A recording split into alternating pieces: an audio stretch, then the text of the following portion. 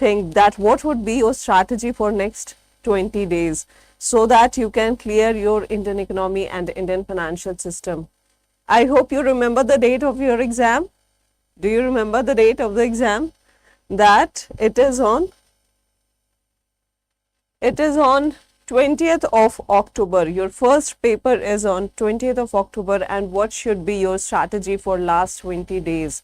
So you must be wondering that only 20 days are left and we have been working in the bank, and after that I have to study also, I have to clear my paper, and whether this is possible or not. It is very much possible. First of all, you will have to believe that you can clear the paper in 20 days. It is not very difficult subject, although it seems that it is difficult, but it is not. And why it is not? Why the banker should first of all study Indian economy and Indian financial system? Because we are part of, as a banker, we are part of the big economic system which we have in India, and we must understand that how banking is, why banking is called the backbone of Indian economy, because we are supporting in so many ways to the Indian economy. So that is why it is very important to understand the Indian economics and what is the financial system of our country. So that is why it is important. Second is it possible to clear the paper? Definitely it is possible to clear the paper in next 20 days. If you have still not started, start your preparation, do your best. And in this particular video, I'll be telling you that what strategy you can take for next 20 days, what should be your strategy so that you can clear your paper in the single attempt. So first of all, you should always remember the dates of your exams, because that will give you the target. It will always be your focus that I have to prepare for my exams, and my exam is starting on 20th of October. My first paper is on Indian economy and Indian financial system, and I have to clear the paper in single attempt. You have to believe that the paper is not that difficult that you cannot clear. And if you understand the basic of JAIIB, why we have to do JAIIB and CIB, why bank will reward you for doing JAIIB, and bank will reward you throughout your career, because you will get increment in your salary which will impact your PF as well as it will impact your DA. So you are getting salary increment for the whole career. And why the bank will reward you for a whole career for just qualifying one paper, for one certificate course? It is because as a banker we are dealing with financial systems, and it impacts Indian economy, it impacts bank, and if you have knowledge of the work that you are doing, you will be able to deliver the work in a much better way. So that is why JAIIB is such an important certificate course for the bankers, and every banker must complete this course. This is not difficult. It seems that it is difficult, but most of the work we actually do in the bank. And when we have the knowledge of that particular work, we are able to deliver the work in a much more efficient manner, as well as we save ourselves, we save our own job, as well as we save the bank. So remember, the first thing you have to remember for the strategy, that you have to remember the dates. So on 20th of October you have Indian economy and Indian financial system. On 26th of October you have principles and practices of banking. On 27th of October you have accounting and financial management for bankers, which is AFM. And on 9th of November you have RBWM. So you will be getting some time for RBWM, but you will not get enough time for these two papers. So you have to start your preparation accordingly so that you are able to manage the time between these two exams. First exam is of Indian economy and Indian financial system. So you must target that you are able to clear the subject. So let's dive deep into it, that what Indian economy and financial system. First we will be talking about modules. So we have 4 modules in Indian economy and financial system. And syllabus wise, if you will see, the blue line is for syllabus. Blue line is for syllabus. So syllabus of module A covers almost 20%. Module B covers around 15%. This is module C is around 25%, and this is around syllabus is around 40% in module D. And how the questions usually comes, but this is not that it will come this way only. This is what generally I am talking about, that module B will have questions ranging from 40 to 45%. Module B have, this is module C and this is module D. So module C will have around 25% of questions. Module B could have 10% and module A could have 20%. This is general I am talking about, because this will depend on what has been asked till date and how the syllabus has been divided between the 4 modules. So if you remember this, that the weightage of module D is much more, then accordingly you can plan. Now we'll see module wise. So I'm starting with module D. Why I'm starting with module D? Because it has a number of units in this particular module, and most of the questions come from this module. But can you qualify the paper from module D itself? No, you cannot, because we can't say that the question will come 40%, it might come 30%, and you need at least 50% to qualify the exam. So the topics are financial markets, money markets, capital market, fixed income market, foreign exchange market. These are financial products and services. And why as a banker you should be studying this? Because a lot of products we also sell as a banker while working in the bank. As you must be knowing that we also sell products like mutual fund, insurance products. So we must be aware of these products, what venture capital is. In some of the branches, we are also dealing with these instruments, financial market, money market. So you have to have the idea of everything, so that if you get posted there in those branches which are dealing with these products, at least you will be able to pick up, because you have a basic idea of what does this mean. So financial markets, money markets, then we have derivative products as well, factoring, forfeiting and trade receivable discounting system, venture capital, lease finance, hire purchase, credit rating, credit scoring, mutual funds, insurance, pension products, para banking, financial services provided by bank. So if I were you and I would have to give my JAIIB exams this year, then I would have started with module D. If it seems difficult for you, then don't start with module D. But if you really want to qualify and you can manage with how you can understand the things, then you can start with module D, because a large portion of the syllabus will get covered from module D. Then we will come to and there are a lot of conceptual questions that come from module D. That also you have to remember, that a lot of conceptual questions will come. So you have to study very deeply in module D. You will have to give more time to module D. Then comes module B. After module D, module B is important. Although number of questions might come less, but this again module B is why important, because a lot of conceptual questions can come from here. There are some concepts. If you understand the concept, it will become easier for you to answer the questions. You have to understand the logic behind everything which is given in module B. And what are the logics here given? Like fundamental of economics, microeconomics, macroeconomics. So these are not very difficult topics. if you will go into it, you will understand that it seems that it is difficult, but it is not.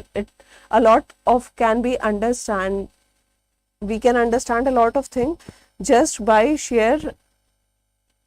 taking examples from the real life. So second is supply and demand, money supply and inflation, theory of interest, business cycle, monetary policy, fiscal policy. We are always aware of monetary and fiscal policy because we see these fiscal and monetary policy in newspaper also. So we have a little bit of idea of what monetary and fiscal policy is. System of national account and GDP concept and union budget. Again, this unit, this particular module is little concept based. You have to clear your concepts in this particular module, and once your concepts are clear, then you can answer the questions. So after module D, you can pick up module B. Now module A and module C, why I have kept them separately and why I'm saying that you should start with module D and B, because module D and B are concept based. If you will understand the concept, you will be able to answer the questions. In module A and module C, we have the economic architecture, Indian economic architecture, how the economic architecture is built on, what are the pillars, how it is built. Similarly, in module C, if you will see, it is Indian financial architecture, how the financial structure is built. So when we are talking about architecture, we will be talking about that what the economy, where does it stands, what are the pillars on which it stands. So for that, we must understand what are the sectors in the Indian economy, what economic planning and Niti Aayog is, priority sector MSME in the Indian economy, what is the role of priority sector MSME, infrastructure including what are the social infrastructure, globalization, what does this mean, economic reforms came into India for reforming lot of banking, a lot of changes happened within a span of say 20-30 years. So why did that happen and how the banking has changed over years.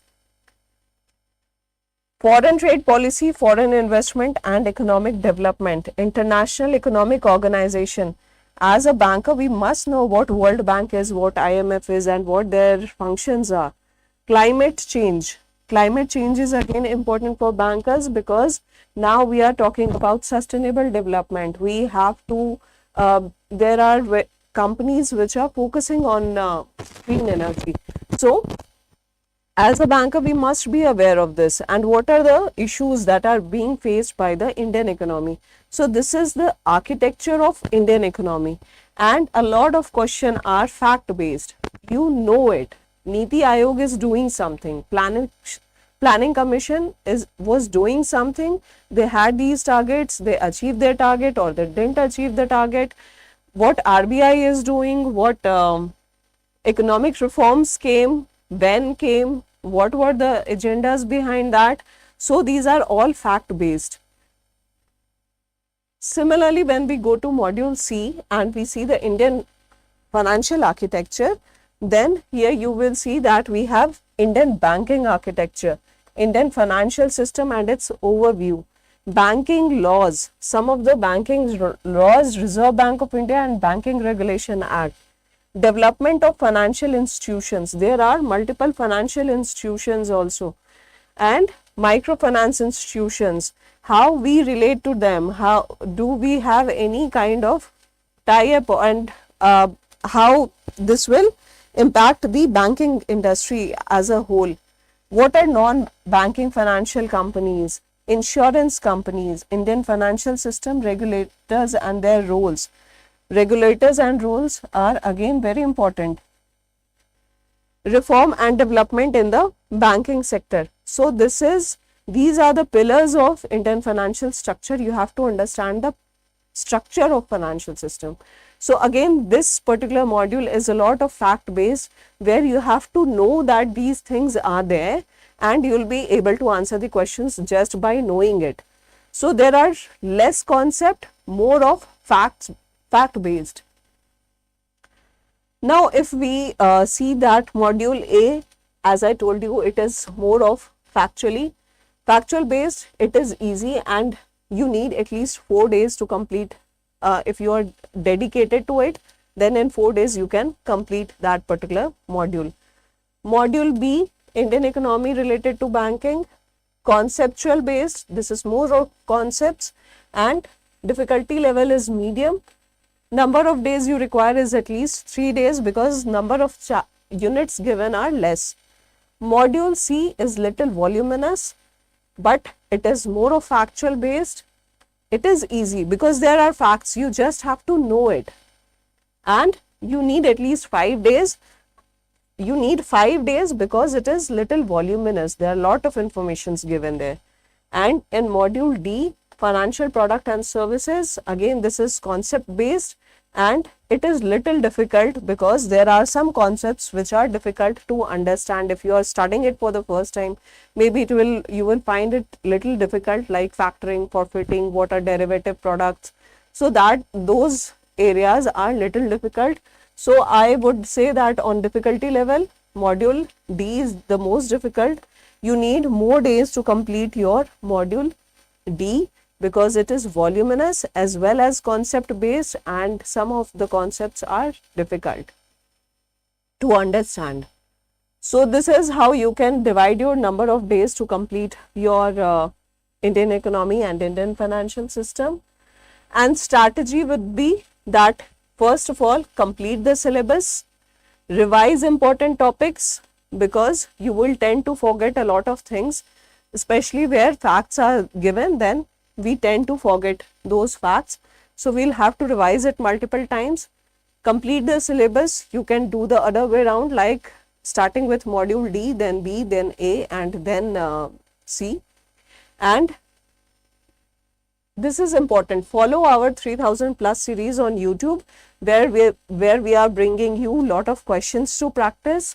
You should also follow our mini marathon on YouTube, because again there you will get lot of questions. We will also be explaining some of the concepts there, and do your studies consistently. You'll have to be consistent for your exams, because only you will have to work for 1.5 months and your JAIIB exams will be over.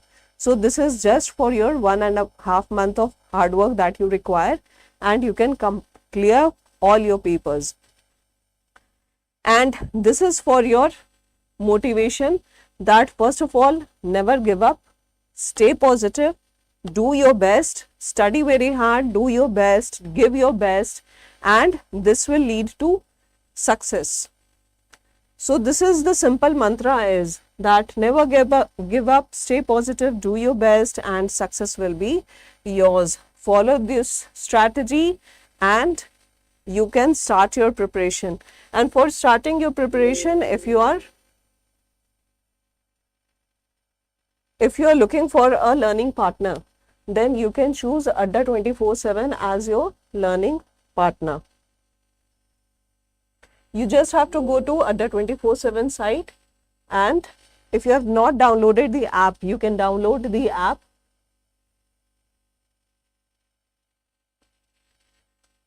If you have still not downloaded the app, first of all, download the app, and